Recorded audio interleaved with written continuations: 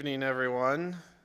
Thank you for joining us on this first meeting of 2025. Time is 7:05. Call this meeting to order. And Secretary,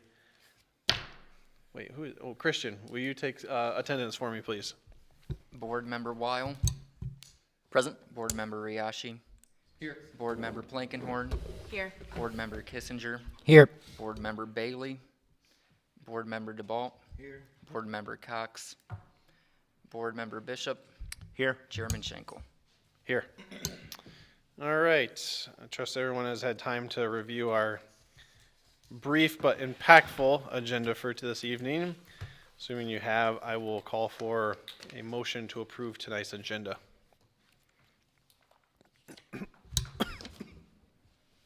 Kissinger, motion to approve. We have a motion from Kissinger. Do we have support for that? This is Member Bishop. I support. Support from Bishop. Any further conversation?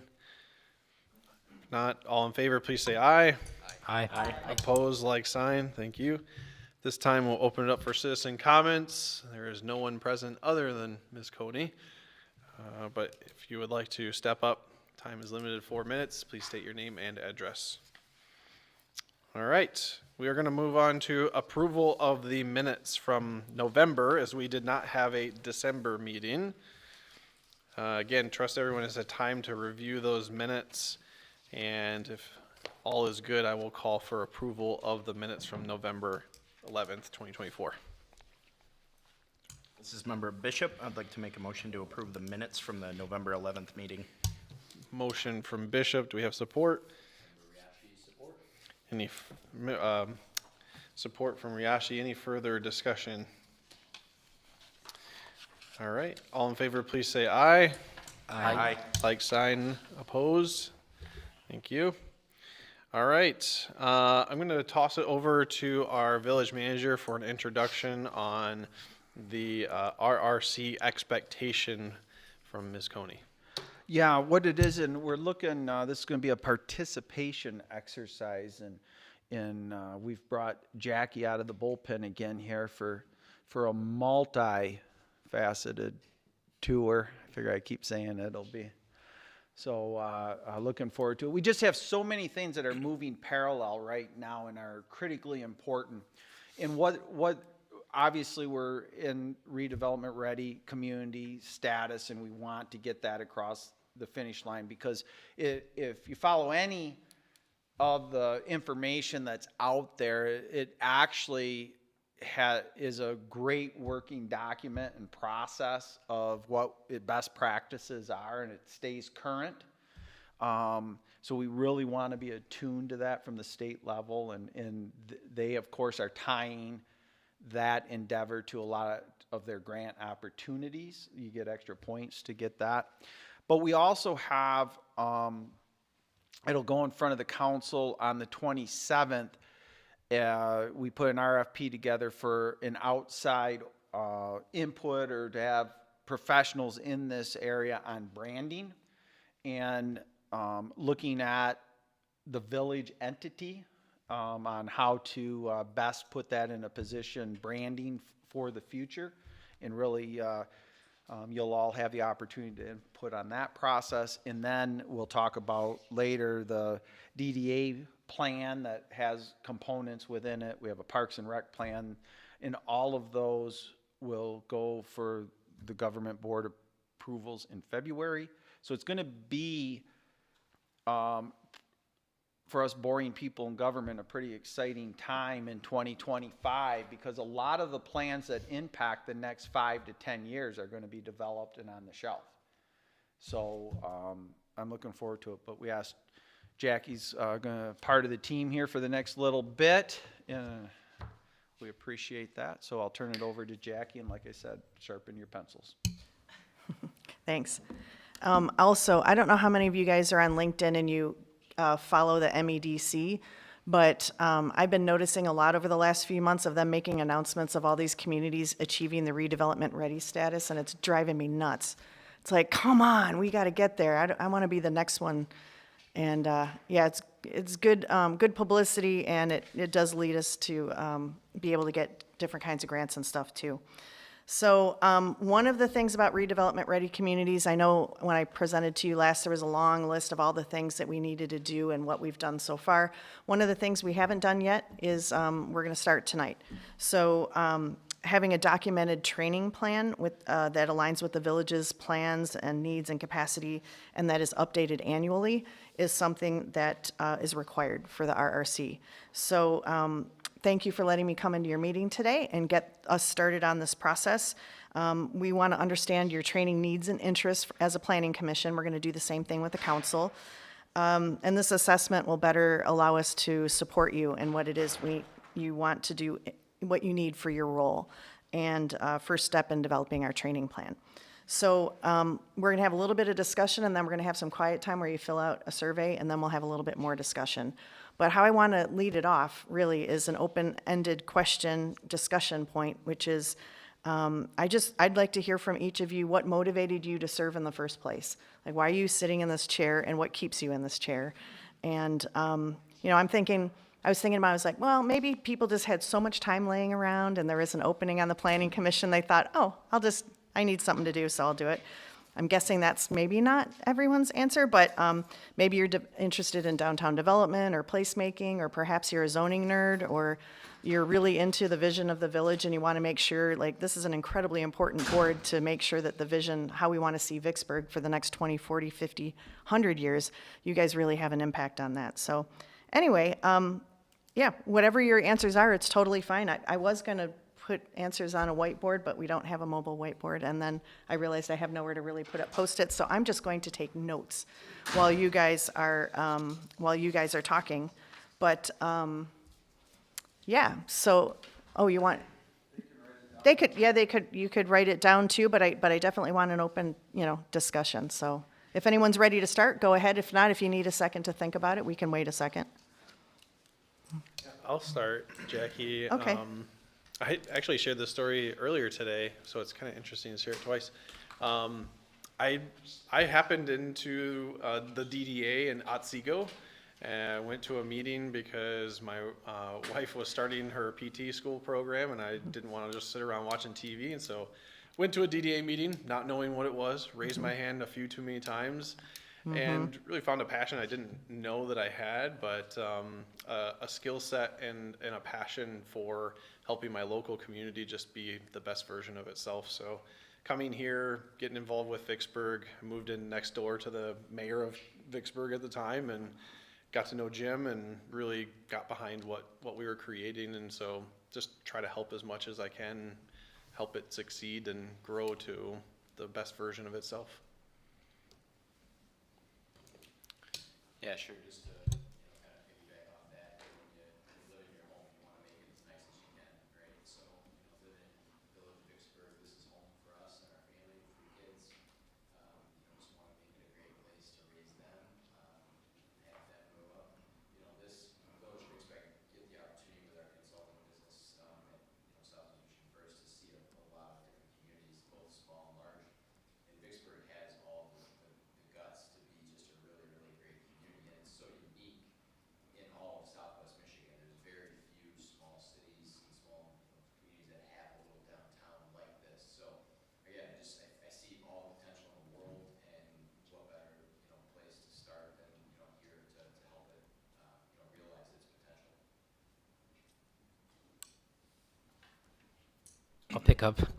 So I started actually in 2020, the last in-person meeting before we went on a COVID hiatus with the Parks and Rec Committee. Okay. And was on that board for 4 years, chaired it for 2, and really enjoyed my time there. We were able to inaugurate things like movies in the park, just do things for our community. And like Member Ryashi said, I have 3 kids. I kind of started kind of selfishly. I was like, why don't I start and just make this better for my family, which in turn made it better for my community. I then transitioned to a vacant seat as a council member, and then during my interview for that, I mentioned things like zoning, things like helping kind of lay the foundation for a footprint in the future, and President Frisbee saw it in my best our best interest as a council to put me here. Awesome. So I see it from a slightly different lens. Not privileged enough to have any kids running around just yet, but as a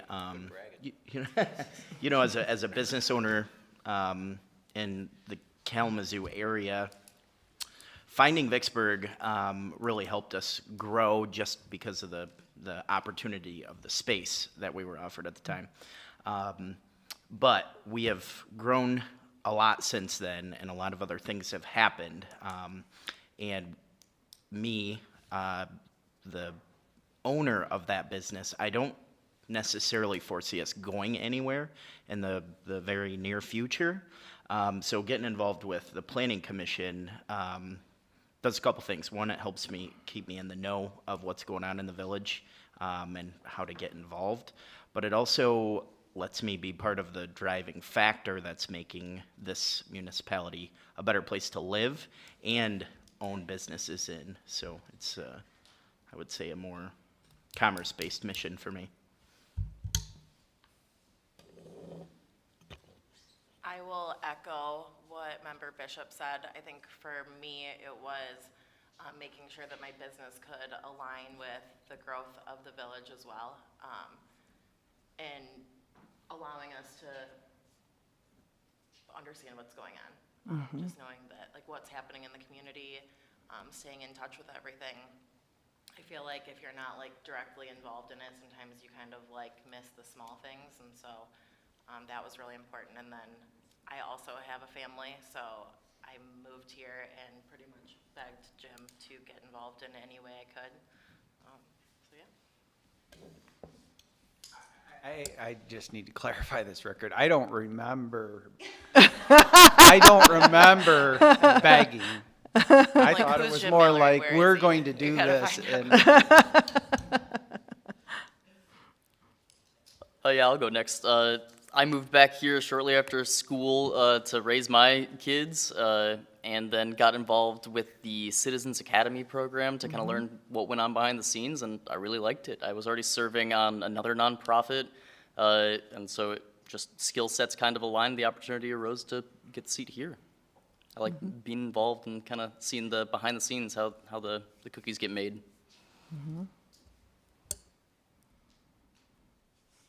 Well, I don't live in Vicksburg, but when we decided to open a business here 12 years ago,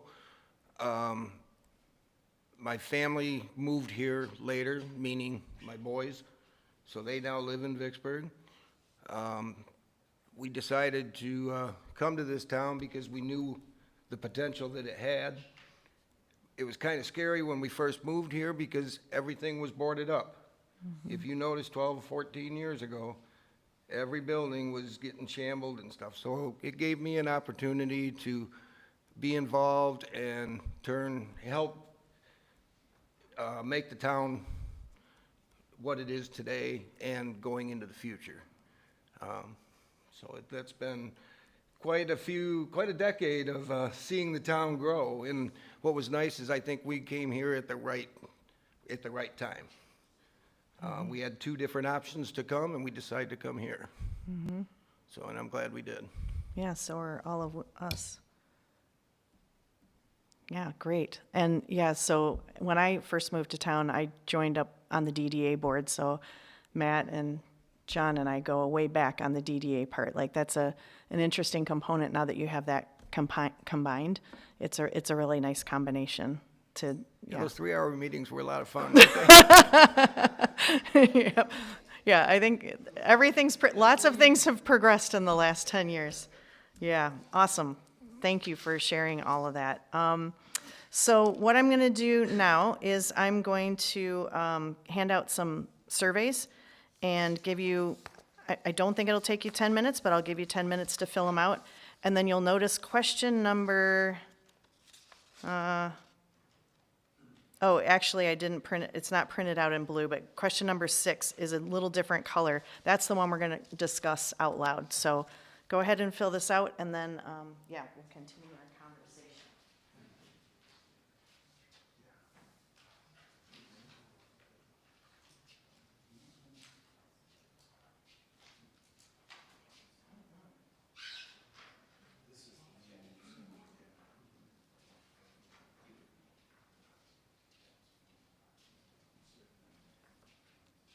And you don't have to put your names on, but if you want to, you can. And I'd just like to add, please be honest, because we can't really support you unless we know where we're starting. So please, please, please be honest.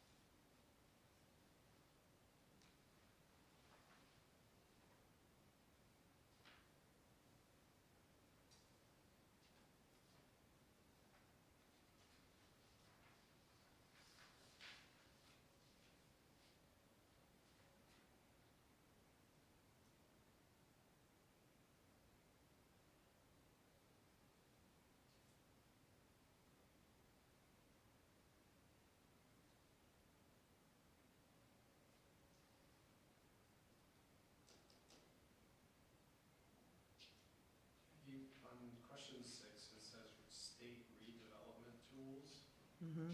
Is that referring to like state helping us or us doing something for the state? The first. So what available tools do the state have for us? Got it. Thank you.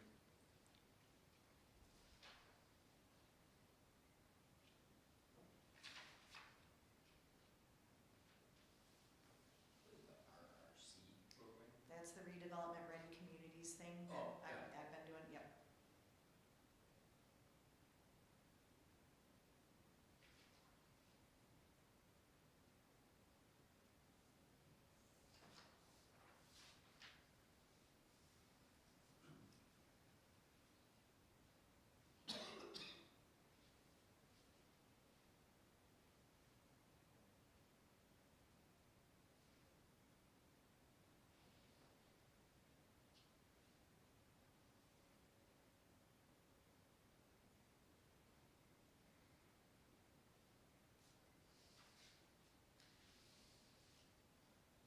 Jackie, community character plan, is that in reference to the branding of how we represent ourselves?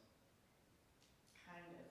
It's, yes, there's overall village branding kind of thing, but like as far as, let's say downtown, like what do we want it to really look like? Like are there signage restrictions? Are there, like, do we want to be historic? Do we want, like, what is it we want it to be like?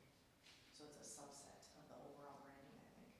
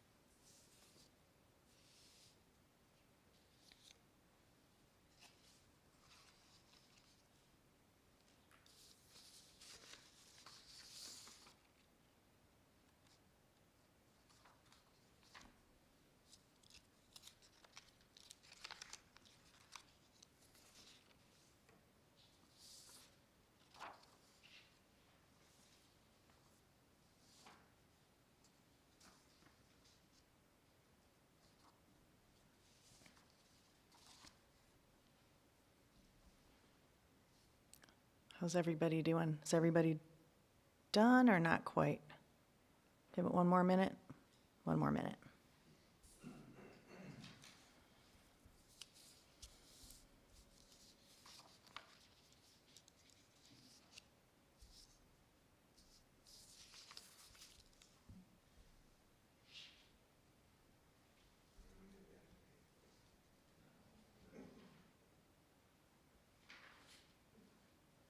Okay. So, as promised, a little discussion about the interest in learning more about the particular topic. So, question number 6. I am really curious to hear what some of your top choices were, the ones that you ranked super high interest. And of course, I'm going to review your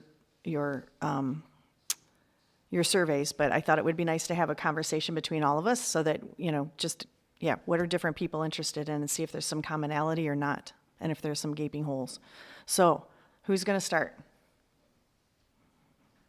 For me, it's probably in, the placemaking realm, figuring out how to, make this a great place, not just for my family and our families, but to attract new families. I think that's, we're at kind of a key inflection point in our region that we need to attract people not just from within our region, but from other states, within Michigan. So, how do we make this a place that is attractive for others to move?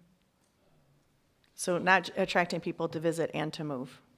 Yeah, I mean, I think that's, they a lot of times can sometimes go hand in hand. Yep. Yeah, and a visit. When I saw placemaking, I felt like the next 5 or 6 kind of were probably components of placemaking, or could be components of placemaking. So when you look at historic preservation, housing diversity, complete streets program, public engagement, tourism, all those things felt like kind of maybe some outcomes of placemaking. And so, again, I think when I think of what we do and how we do it, it's what's exciting about Vicksburg, what's going to bring people to events, what's going to bring people to areas of commerce and community building, and placemaking is a great place to kind of start. So, not that the other ones aren't important, but that's where I kind of gravitated towards.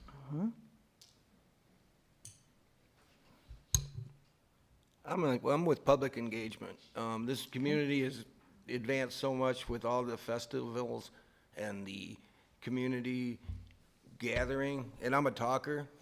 And so No. I just like talking to people and walking around and talking to people and seeing how they're doing out and what they're doing in the village. It's just part of the whole thing on these Berg Days and the ice festivals and the Christmas and the parade, and just being all part of it. And you feel safe in this town. So as far as public engagement, you think that's an important component of what the planning commission and the council, just the municipality as a whole, that we figure out how to be even better at public engagement? Yeah, that's an important, on the right track, okay. Okay, I put down fiscal sustainability. That's something that finance always comes to my mind when I think about a big plan of any sort, and we obviously have big plans here. We can have all the motivated people in the world we would like to get involved, but it's hard to do it without funds or access to capital to spend. I think everybody else has already hit on, how important it is to get people here and to keep them here, but what kind of investments can we make to draw them in?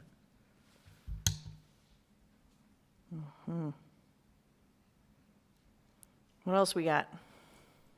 For me, one of the top ones I would say would be that housing diversity. A part of my interview with Tim and the interview committee for the village council was talking about that. As a first-time home buyer here in the village, I live in an entry-level home, and I want to go to that next level. And to me, I feel like I'm missing that next level. There's beautiful homes, but they're a little bit above that. And so that was part of what I wanted to potentially help map out for the future as a part of my tenure with the village.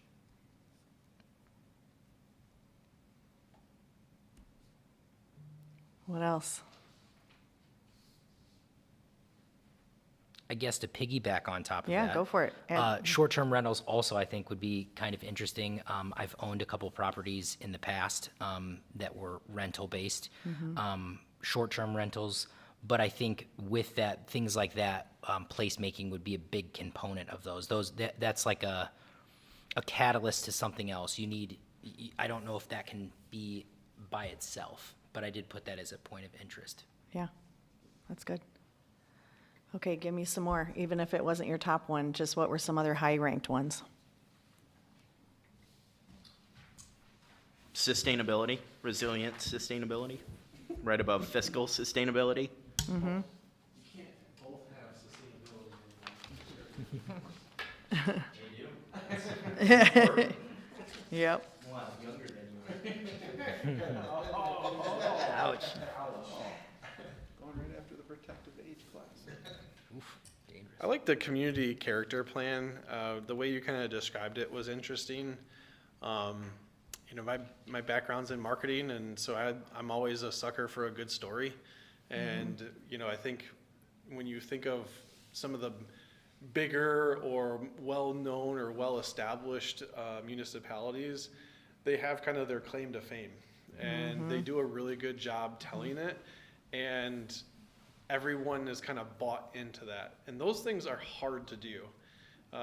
Defining it and then getting buy-in so that everyone's saying pretty much the same thing. I mean, that's like the sweet spot. And Yeah, if you can get there, what are we? And then the shopkeepers, the residents, the municipality, the staff, everybody's singing the same song. Yeah. I think Vicksburg is this kind of new, it's a new, fresh story, but there's a lot of history to be told. And, when you look into how Vicksburg got its name and all those kinds of things, I think there's opportunity to build that story, have a sense of connection, that sense of purpose in the community, and give people something to kind of unite about and have in common. Cool. And I think how to really go to the next level, when you look at that diversity, it's definitely something that, from a standpoint of people, I mean, Vicksburg probably lacks, right? But with diversity comes new ideas, it comes new products, it comes new food. It just comes, just a different sense within your community. So, if there's a way to improve on that here, I mean, I think that's something that we should have a focus on. So. That was also in my top. It wasn't in my top, but I think I'll touch on tourism. I know that probably our biggest event of the year is the Old Car Festival, which I know draws people from multiple states. And then in the midterm future, we've got the big revitalization project at the mill going on that they're trying to turn into more of an event center. And so that's something that I don't know if it's necessarily something that we need to have in our forefront, but it's definitely on the horizon that we're going to need to start thinking about. Thinking about how to leverage it or how to make sure we do it right and, all of those things. Okay. All of the above. All of the above, yeah. We got to Okay. do it good. Yeah. All right. And also the last 2 years, Christmas in the Village has actually had more documented devices in town than car show, so it's kind of exceeded the last 2 years or so. With the car show improving its attendance each year, but the Christmas in the Village is, so. Well, cool. Anything else to add? No? Okay. So what I'm going to do is, if you can, just pass them, give them to Jim or Christian or whoever, just let's gather those up, and then we'll do something similar with the council, and we'll summarize it and put it together, and then the idea is that there will be an actual training plan that the staff utilizes, so that, depending on how you answered your questions, if you want meeting trainings, or if you want online things or whatever, we'll start trying out different ways of doing trainings. But personally, I'm a big fan of training. I love going to conferences and love going to do online things and read books. And again, you guys have such an important job in this village, and it's like, how do we keep up to date on things and keep you at the top of your game? So thank you for that. Well, just in standpoint of how you do it, I mean, I think to improve the culture of this planning commission, I think we have a great opportunity to do it in person. So that was my vote, just so we can continue to build this culture in, future members. I just think it's a great way to, build those relationships. So thinking like during meetings, like just little bite-sized nuggets or I mean, workshops even or if off. it's an extra 30 minutes, I mean, rather than a 3-hour session, Yep. right? Yep. Little Just do little- chunks and Yep. team engagement sort of thing, Yeah, that actually is part of the goal. We have, the council's already scheduled for, the 25th of this month on a Saturday for a kind of off-site strategic planning session that'll be facilitated. Part of that, the facilitator, is Peter Dane from, you might know Nick, but he's done a lot of work through, the Upjohn Institute and that, but he's decades of this. But the plan is either in fall or next January, to then facilitate a strategic plan with the planning commission, meaning that Chad's gonna obviously participate with the council and see what, and the reason it's done at the council is their election was in November. They're gonna work the next 2 years together as a council. What are their ideas and thoughts and goals from their level, and then get that foundational work. We had an initial conversation whether to have both groups together, but just for facilitation and trying to get it done in a 1-day, 7-hour stretch. Start with the council, and then within the next 12 months, have a standalone one with this group. And I'd like to add, as far as the RRC program, it is another expectation that there's at least once a year where the council and the planning commission have some sort of either training session together or get together or something where there's a little bit of an idea exchange that way too. So that's also a goal. So as we do the individual kind of work, then where are there more ways where you guys can intersect a little bit? That's it. Next Thanks, Jackie. agenda item. Next agenda item is. Is it housing? Housing. Right, I asked, Yeah. because it is a component there, not to tailor off, just kind of a 10, 12 minute, have Jackie bring up, on RRC on housing availability and what it's leading into next month. We'll have Mary Balkema, the Director of Housing for Kalamazoo County, and her team in to facilitate a conversation with the Planning Commission, more an educational component, what's out there in housing. And as we look at these plans, specifically the downtown plan to start with, what the importance of having the right zoning and opportunities in your core downtown for residential living, how that can impact a community like ours here in the next 5 to 10 years. So I've asked Jackie to start that conversation, but no, next month from the county level, they'll be in to facilitate and further this conversation. Yeah, so I was happy to hear you mention housing diversity in one of your top choices. So all of these plans that Jim's talking about, the DDA, the Parks and Rec, the strategic plans, they all tie into redevelopment ready certification as well. These are all things you should do no matter what, but it also helps us with our certification. And as we develop all of the training and the plans, whether it's DDA or Parks and Rec or anything, we need to keep RRC in the back of our minds. And so, I know Christian and Jim know this, but there's this list of things. So like anytime there's like when you're talking about parking, when you guys just voted on all that, it's like, okay, let's make sure it meets all the RRC stuff so we don't have to go back and review it again. So anything we do, it's like, okay, how does RRC plan, integrate with it? So tonight I'm only doing two things. One is to remind you that to achieve RRC certification at either the essentials or certified level, we need an ordinance which clearly allows for diverse housing types to create unique neighborhoods and provide lifestyle options for residents of all ages and all income levels, which helps attract talent and companies. And so that's number one. That's a thing. We have to have in our ordinance diverse housing types.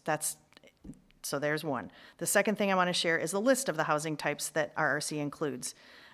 So I handed that little piece of paper out, and it's, so to achieve essential status, we need 2 or more of those housing types to be by right. And then for certified status, we need 3 or more. So, no, so that whole list, we just need to have 2 that are in our ordinance to be allowed. And if we want to go for certified status, which I know we do eventually, we need at least 3. And I want to say as an aside, like, I get nervous about talking about RRC and checking off all of these things we need to do. We have to, like, embrace the ideas behind it, right? Like, this is not just something like you put together a plan and you put it on the shelf. This is the way we should be doing things. And the reason RRC exists is so that the state can help municipalities learn about and implement best practices across a broad spectrum of topics, so that we can be redevelopment ready and also do so in a proactive but sustainable way. So I want to keep harping on that this is not, when I say we should have a training plan, it's not just because we want to meet the RRC status. It's like, we should just have a training plan. That's the right thing to do. If you're an organization, you should constantly be looking at what it is you need to learn and want to learn, and make sure that we do that for you. So housing availability and affordability is, or will be soon, an issue for everyone. It's everyone, everywhere, and you'll learn a lot about it as the year goes on and we bring this up. But I think some people think it's not really an issue in Vicksburg, and I'm not sure how they think that. But it is, and it will be even more so as the years go on. So basically, the types of housing that are spelled out in the RRC is this list. So I'll just read them off really quickly. And again, we're not doing any decisions. We're not doing any education today. All I'm saying is that if we want to get redevelopment ready certified, we have to have at least 2 of these in our ordinance, and you'll hear more down the road. If I can, just before that Yeah. list, and so when I reapproached Jackie, and we had a great conversation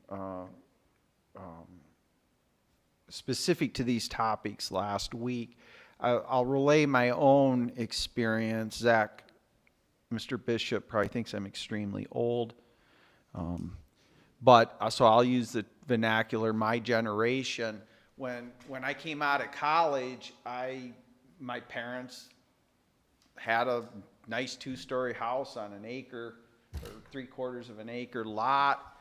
So that was kind of the mentality I grew up with, that, hey, when we'll eventually, and Steph and I bought a starter ranch house that was excellent, and then moved up from there, ultimately built the house on sugar maple. And then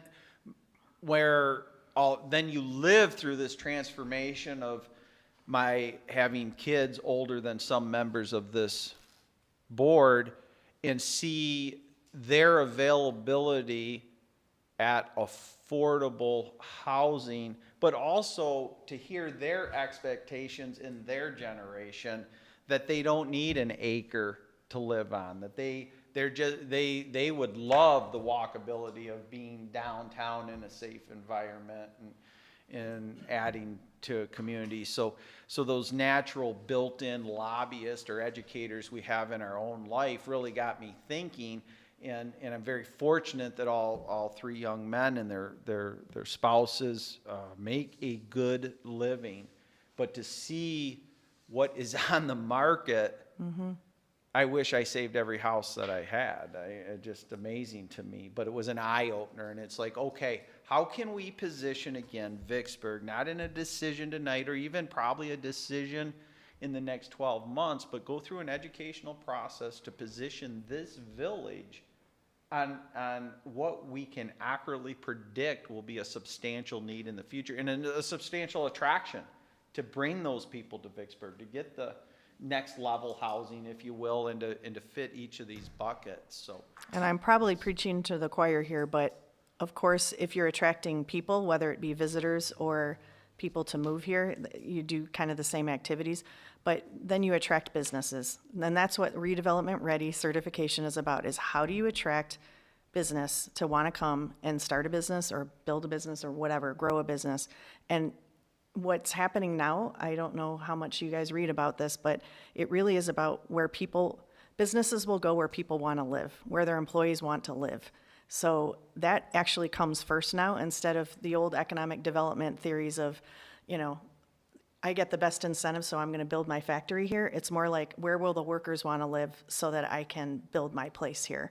So, and I know that there's a couple of businesses in town that when I was working for Paper City that would ask me, oh, could we buy one of your houses or whatever, because we need worker housing, and there's no, I can't get them, they don't have cars, and I can't get them from Kalamazoo, and I can't.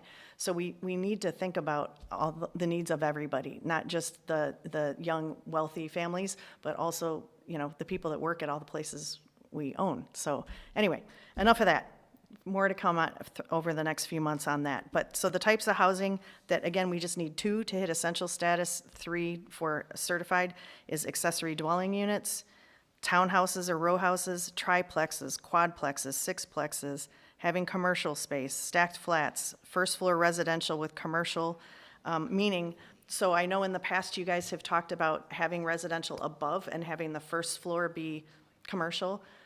And that's how my brain's always been, but MEDC is now saying, well, if there's a really, really long building downtown, which we have lots of those, maybe the front half is the right size for a small commercial business, but the back half could be residential. So that's a relatively new thought. Residential above commercial, micro units, cottage housing or bungalow courts, and tiny houses.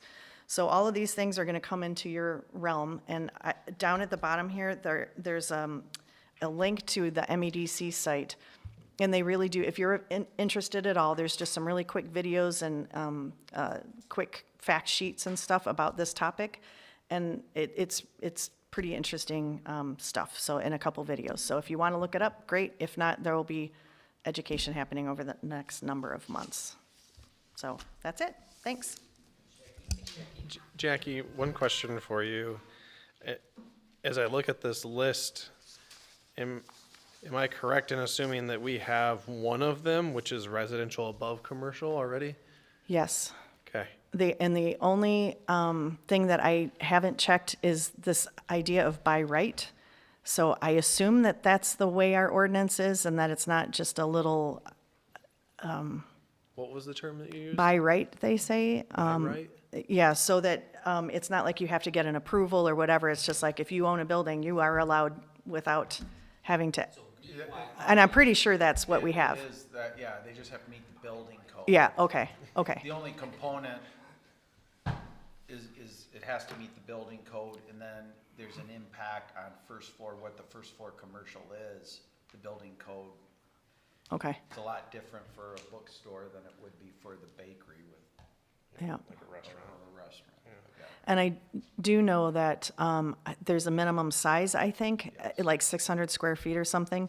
And then if you look at micro units, those tend to be 200 to 400. So maybe there's a way to consider meshing the two. Like, I don't know. Anyway, any other questions? What you're telling me is we're halfway there. We're halfway there, I think. I'm pretty sure. Yeah. I would go for 3, yeah, because you might as well if you're that close. And some of these just seem like the right thing to do. Again, back to not to just check off the minimum amount, but it's like, what's the right thing to do based on what we want to be? So, yeah. Thank you. All right. Next item on our agenda for this evening is the DDA portion of our agenda. And we have an RFP review with Manager Mallory. Yeah, we it's a little disappointed in that we received one proposal, which it's very well and detailed. We'll be analyzing it as a staff. And what I was looking, with your blessing, Chairman Schenkel, is to reach out to the 3 members of this board that compose the DDA oversight, which I think is Mr. Cox, Mr. DeBalt, and is it? Yes. I'm just blanking Horn. to get their input in this proposal, if we need to resend out or what, but talk about the pros and cons, and then be in a position to make a presentation at February's meeting, either a staff recommendation to move forward, which then would go the third Monday of February to the council for their approval, or do we re-put it out? But so that's the update there. Can you just remind me what the RFP was for? It's to update the DDA plan. Yeah, like the master plan Yeah, for an the DDA. update to the authority plan, which was last done in 2014. So, So we got one response. correct. Are you at liberty to say who? Yeah, McKenna. Do we have other local businesses that specialize in that? I mean, Statewide, yes, for sure. but not local? Is that, I'd have to look into it. I'm unaware besides McKenna has, there could be another consulting group in the public sector, that has offices in Kalamazoo that I'm unaware of. okay. Yeah, Nick, come on. I mean, I feel like if you're gonna, my own personal opinion, if you're gonna do that, I would use someone that isn't as familiar with Village Vicksburg as McKenna, right? Like someone that's gonna offer an outside perspective, because there's, they know so much about us. I don't know if they're necessarily gonna dive as deep as we want. Just my own personal opinion. Great. So it sounds like next step is to kind of gather the DDA committee and review that a little bit further. Correct. I'll send them a copy of this proposal and then find a time that we can discuss it and be in a position to come back and report to the full board. Is there a goal of when you would like to get that started? I'm not holding you to something specific. Tomorrow or Wednesday morning. Well, maybe let The me, email will go out tomorrow morning Let to me those three members, let and me then I would rephrase that. When do you want to get the DDA plan? yeah, and then I'll send you the. I can send the thing to the entire board, along with the original RFP. When do you want to get the DDA plan kind of kick started?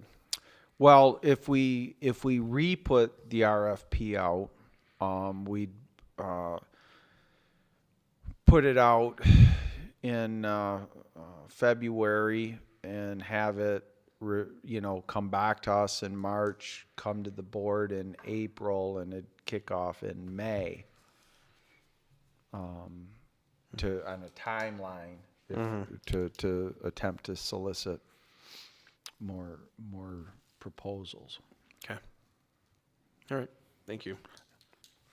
And it's not a bad thing, because that would give us a 6-month head start in the whole branding initiative anyway on the flight pattern of these things. So I don't look at it as setting us back, but I don't want to tip my hand to what I would present in February.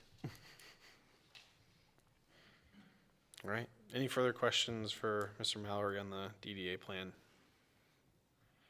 All right. Next item is our Iceberg Fest update.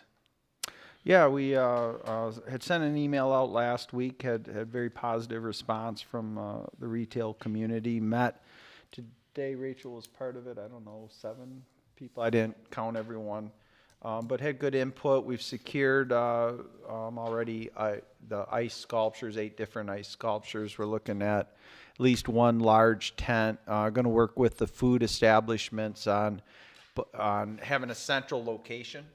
So envision maybe one tent where the food is and a second hangout tent, all with the heaters in. It's certainly February 22nd, centered right around Oswald Park, where we know we can put the tents, put them up Friday morning in a secure type fashion. And then we're soliciting more input with email communication to the business leaders and moving forward to hopefully draw people downtown in February to help the retail establishment. We did, time's gonna be noon to 4. And then try to pass the baton to, see if people get live music, karaoke or whatever in their own establishments later to have people stick around the village. Is this the second year the village is running Second. the fest? Yeah. Nice.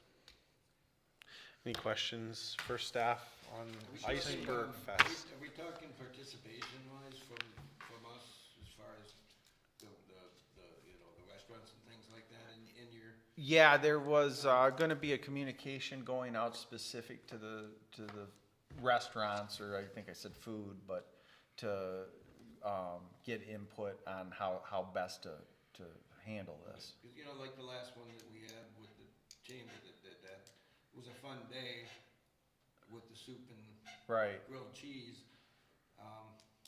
Rachel said tell you the same thing. It was just. It was a fun day. It was a fun day, but planning for it, you need a couple weeks to plan for it to. Yeah, I'll be looking for we're gonna be- an email or a text in the next 24 hours. Got through. And to combine it, again, I'm just throwing out things, just to make it a chili cook-off and thing, that is very simple for the restaurants to make it, okay?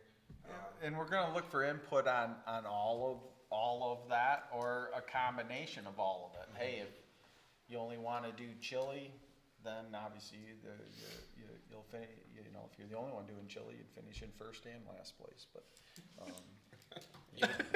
You have an just it's real all quick. then down to your marketing. It was a little slow on the get there, but But yeah, we don't wanna make it, from my perspective, Rachel, who did we,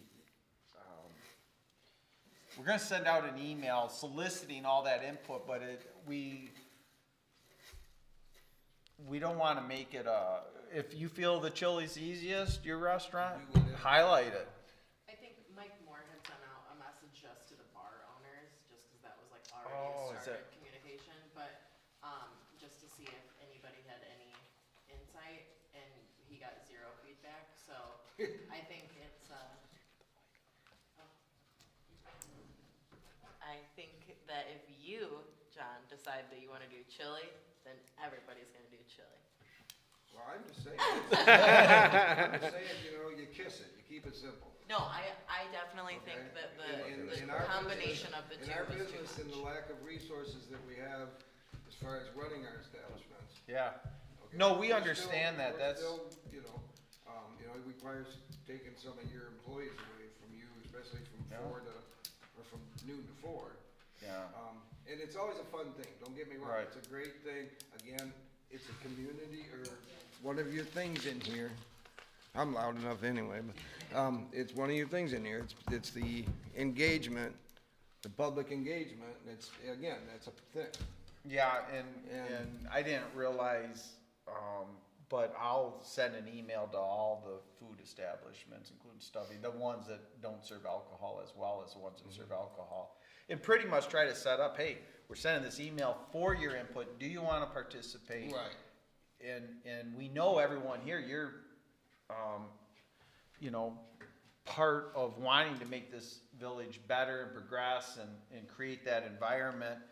But it's also getting the business owners to say, okay, we're gonna put a lot of resources, both human capital and financial capital, to create an event that will draw people to Vicksburg, that certainly the Vicksburg benefits due to storytelling, reputation, and good time, but it's also catered to the retail establishment in February to get exposure to their businesses and hopefully cash flow as well. So Jim, what do you do? Is there a way to open up that chili cook-off to the village of Vicksburg, the general public? it would be regulated by the county health department, so that chili's gonna have to be made in a commercial. Got it. Okay. So that adds an element of difficulty. Got it. That's tough. You can't make some in your crock pot, Nick. That's, well, you know, that you wanna talk about, you But know, it's well known. good competition. We You'd probably, have s- you'd have we some probably people in couldn't let here. you put in that ingredient of bourbon either, but. You bring it into a place and make it in a place. Yeah. But it is, you know, and it's the first wave of communication, and I've been asked, you know, well, you know, should set it up 2 months ago. Well, 2 months ago, we were heavy deep in a 15,000 person event and didn't have the resources to do that, so. What is this event, the Iceberg, well, 2 years ago on nice weather, it was about 4,000 people. Last year, I think it was maybe half that. I don't have a real memory. But the weather wasn't, like, I mean, the first year was, We didn't have one last year. well, we put, Was it too warm? the put first you put one, the ice no, belts last out. year wasn't warm. 2 years ago, it was no jacket day. I mean, it was Yeah. 50 in February. I didn't think the shelters would last the day. Correct. 2 years ago. Correct. But what it gets down to is if our retail businesses, due to whether it's staffing, whatever, don't want to participate, it makes it an uphill struggle. So, but we're going to give it a college try. But there was a meeting this morning Yes, to. and we're going to have a follow-up meeting next Monday, and then communication will start, and communication has started, but I mean, I should say, notice in the public and that, so, yes. I think the public's been noticed. It was in the paper. In one of the articles, I'll show you. Is there times in it? No, it says the date though. Oh, well, that's because it was talked about in our meeting. Yeah, so it wasn't in that, but yeah. Yep. All right, any further comments on Iceberg Fest? All right, village manager comments. Any additional? No additional. Member comments.